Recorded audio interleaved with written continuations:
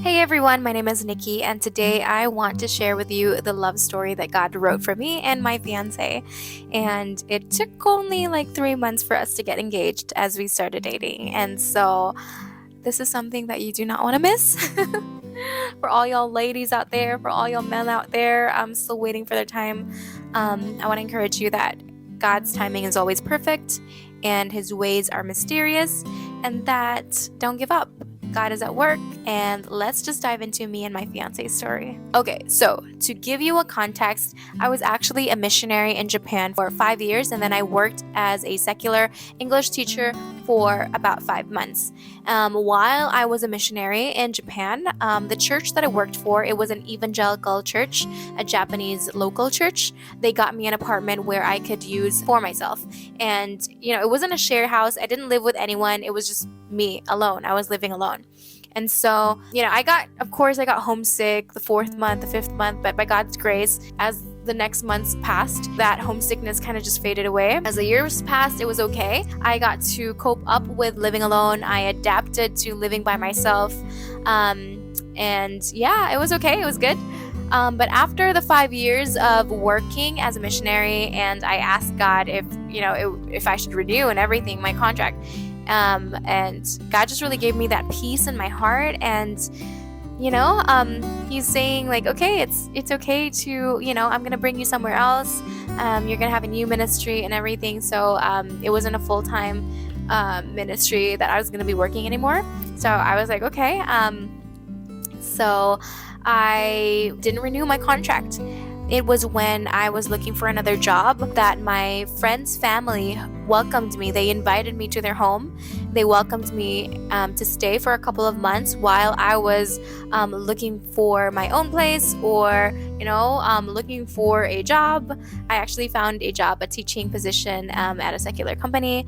But anyway, going back to the Japanese family, my friend's family who welcomed me.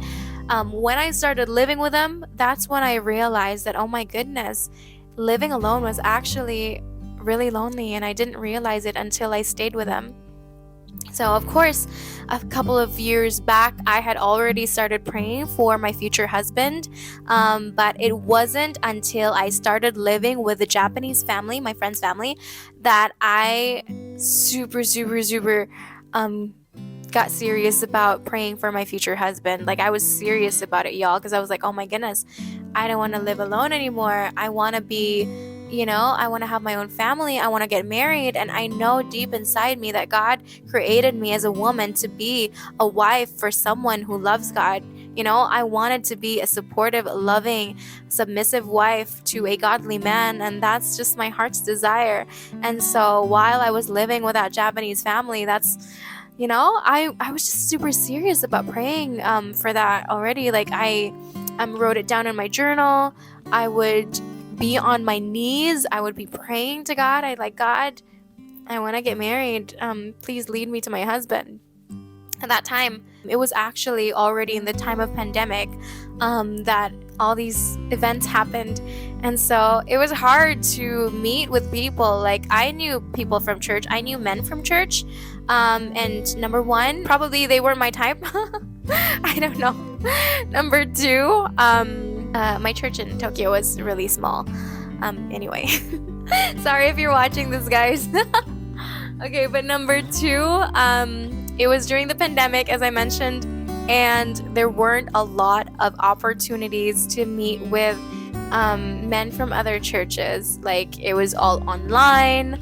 Like, there were no in-person events happening, because specifically in Japan, it's very strict with regards to the COVID precautions and everything. And so for a couple of months, the churches were online only and everything.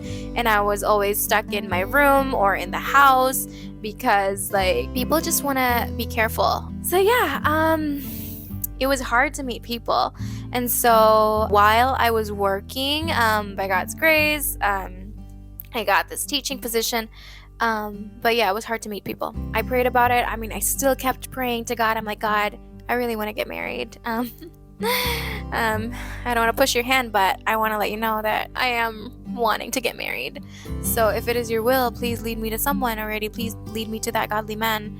And so I decided to look up, and, by faith, I said, okay, if you use in person, offline, then sure, that would be great. If you also use online, that would also be great, God. So by faith, I signed up at this Christian dating website, and it's called Christian Dating for Free. So this is not sponsored, you guys. But yes, the website that I got on was Christian Dating for Free.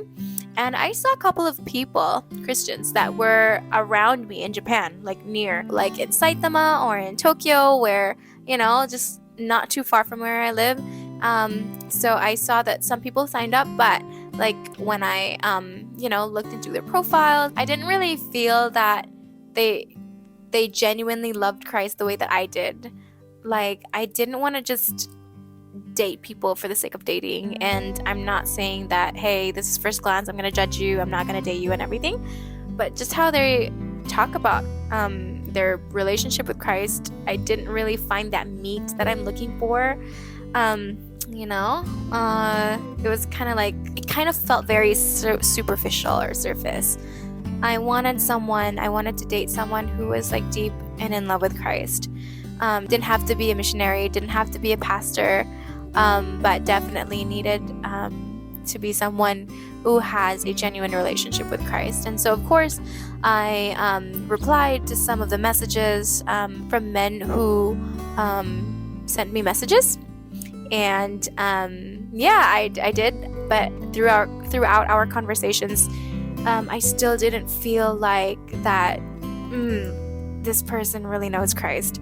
I didn't really feel that. And so, I thought I didn't want to date somebody just because they're near. I didn't want to have a relationship with someone just because they're near me. Like, they're in Japan, just like I was. And so, I was like, after a month, I guess, there's this guy who sent me a wink, and then I looked at his picture and I'm like, he's handsome. Let's look at the profile. Let's see what he says and stuff. And so I looked at his profile, and so I saw that what he wrote felt like it was a genuine thing. I prayed about it. I winked back at him. And so when I did respond to him with a wink, he messaged me, and I loved that he didn't feel very threatening. Like, some guys, when they message me, they'd be very flirty, and that kind of like felt weird to me, because if they're being flirty to me, that means they're being flirty with everyone. And so, but anyway, I did pray about it too. So anyway, going back to this guy who winked at me, and I read his profile and everything, and I liked it. It felt like he was genuine in his faith. So when I did wink back at him, he sent me a message, and then we started talking, and he was very friendly. He was not threatening. He was like, hey, how's the situation there, the pandemic in Japan? This guy is actually from Mexico. And so I was like, yes, it's not easy and everything. So small talk, and then led to us sharing about our relationship with Christ, how we got saved, when we got saved, all these important stuff we need to check off our list. I'm not saying we need to have a list, but it's important to really just have these filters and then ask God and everything. So I just really enjoyed being able to talk with him. I felt comfortable. I wasn't like threatened or anything. And then after so much prayer, we got into a relationship. God just really gave us that peace in our hearts to jump in a relationship, and it didn't take us long. Probably took us only 4 days of talking, and then we became boyfriend and girlfriend. After 2 days, individually, we knew that we wanted to marry each other. From Japan, I came to the US thinking that I will only be here for 6 months and then go back to the Philippines. But then when I came to the US, he was already with his family on a vacation in Portland. And then he went back to Mexico. And then as I came to Florida, his parents were very supportive. His mom, his dad, they're very prayerful. They're very supportive. They're loving. And they asked for permission from my parents if this guy, okay, I'll say his name, Chris.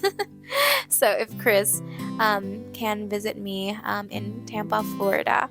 And of course, like, I really, really loved that Chris is very respectful in that way, and that I can see that in his relationship with his parents, how supportive they are, how loving they are. I can see how much of a really wonderful son he is, having that relationship with his mom and his dad, and his parents supporting him, praying for him, encouraging him, how they welcome me and how they're very nice and loving, and even when they messaged me even before we met. So yeah, and especially that he and his parents asked for my parents' permission before Chris went to see me in Tampa, Florida. And so yeah, they got on a Zoom call. My dad cried asking for permission to visit me, and then later on they had another Zoom call in which they invited me, and they asked for permission for my hand in marriage for Chris. And so yeah,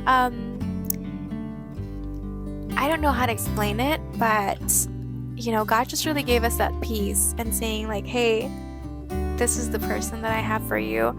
This is the person that you've been praying for. And so it's like the time that when God called me to Japan, when I was in the Philippines as a nurse, and I was like, God, it's like a huge step. I'm gonna be a missionary in Japan. I'm a nurse in the Philippines. How are you gonna use me? What am I gonna do? I have all these fears and everything, but then God gave me that peace and just made it very clear. I'll tell the whole story in another video, just because it's a different whole story. But going back to Chris, it was that feeling, it was that peace that God gave me when God called me to Japan. It was that same feeling when he called me to be a wife to Chris. And so of course my parents prayed about it, and then they said yes. And when Chris met me for the very first time in Florida, after a couple of days, he proposed to me, and it was so beautiful. Of course I said yes. And why did I say yes? That is gonna be in another video as well. It's gonna be a whole different, if you want to know how I was sure that he was gonna be the one, I can say it in another video. But yes, so that's how God brought me and my fiance together. So I'm still in Florida because after he visited me, as a Filipino tourist in America, I can stay for 6 months. And then my cousins and I, we went to like different states and everything, different places, and it was really fun getting to spend time with them. After a couple of months, I went to Mexico, and we went to different places together with his family, spent time together, and then I came back to the US. After I came back, I was given another 6 months as a tourist, so now I'm going to different places as well. Yesterday we went to Chini Springs. It's pretty cool. We went to different other touristy spots so I can spend time with my family here, with my relatives, looking at different places. But I think the main part of the story of this video is really to share about like God's mysterious ways. I have been engaged for, right now it's July. Okay, so about 7 months I've been engaged, and I will be seeing my fiance soon. At the end of this month, I'm going back to Mexico, and it's just really exciting. So please pray for us. Some people might say, hey, you're living the dream right now. Of course, like, this is the answer to my prayers, but it's not all like a walk in the park or anything, there are times for both of us to learn. Those are times to learn and grow about knowing each other and praying together, and it's an opportunity for us as a couple to lift up our concerns to God, and there's still a lot to learn. And I'm so excited to be mentored by those before us.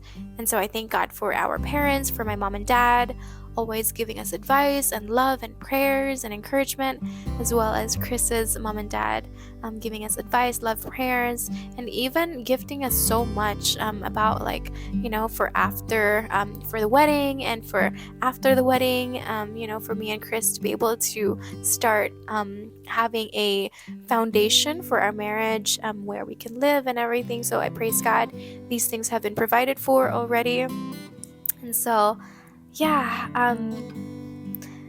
my heart just really goes to all the women out there. I mean, I know that it can be very painful, it can be very confusing waiting, but I just really encourage you to keep praying and journal about it, fast about it, pray on your knees, ask God in tears. God hears our prayers, and He wants us to come to Him all the time. Like, He wants us to lift these concerns up because He cares about us. And if He has not given you your man yet, it is our time to grow. As we wait, let's prepare. And that's something that I praise God for teaching me as I was praying for my future husband, for Chris, to really just prepare myself to be a wife. And so I thank God for this time, and there's still a lot to learn. If you have any advice, please let me know. Please write it down in the comments. And we are going to be, me and my fiance Chris, we are starting this YouTube channel, Mexi Philly, because he's Mexican and Filipino. We're an interracial couple, so if you're also interested about that, please let us know what topics you would like us to cover, so we can try to cover as much topics as possible to help couples out there. So that's our love story. Okay, keep an eye out for a video that we will be putting out soon about how we got engaged, how we knew that we were exactly for each other. I said about it briefly in this video, but I'll probably say more in the next video. Alright, so thank you so much for watching again. Please hit the subscribe button if you really like content like this. May God bless you, and welcome to Mexi Philly.